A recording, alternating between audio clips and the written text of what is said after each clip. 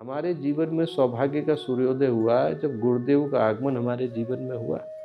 हमारे जीवन के अंदर उस सौभाग्य की सृष्टि करने के लिए गुरु का आगमन होता है, जो हमारे अंधकार से भरे हुए जीवन को प्रकाश में बदलते हुए चले जाते हैं। और सौभाग्य उसके जीवन में आता है जो सौभाग्य को पहचान पाने की क्षमता रखता है। If you are unable to appreciate it, it would come, knock at your door and return. आप यदि पहचान नहीं पाए तो सौभाग्य तो आएगा, दरवाजा भी खटखटाएगा, और हम ही दरवाजे को लगा करके बैठ गए तो सौभाग्य को खाली हाथ लौटना पड़ता है। हमारे जीवन में सौभाग्य में बदल पाता है यदि हम सौभाग्य को पहचान पाने की क्षमता रखते हैं। और जो सौभाग्य है वो बड़े दबे पांव आता है। कई बार आता है तो व्यक्ति पहचान भी नहीं पाता कि हमारे जीवन में सौभाग्य का आगमन हुआ। संकल्प शक्ति की दुर्बलता। आध्यात्मिक उद्देश्यों की पूर्ति के लिए मनोबल की नितांत आवश्यकता है।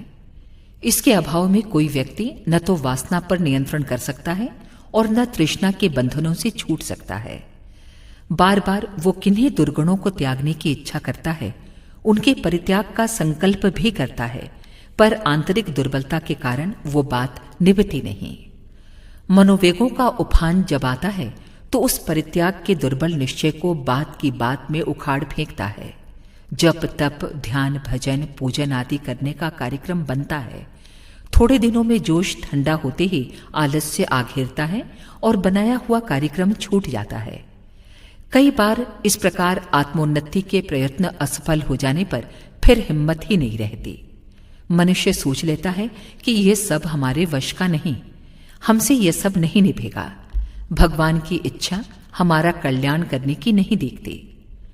लौकिक और पारलौकिक पुरुषार्थों की सफलता का प्रमुख आधार मनोबल है।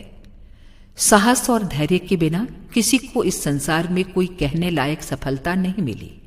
इसलिए मानव जीवन का पूरा लाभ उठाने के इच्छुक सदा से अपने मनोबल को बढ़ाने का प्रयत्न करते रहे हैं, जिससे ये तत्व जितनी अधिक मात्रा में उपलब्ध हो गया वो उतना ही मनोरथ में सफल होता देखा गया है। अखंड ज्योति, अक्टूबर 1961, पृष्ठ 22।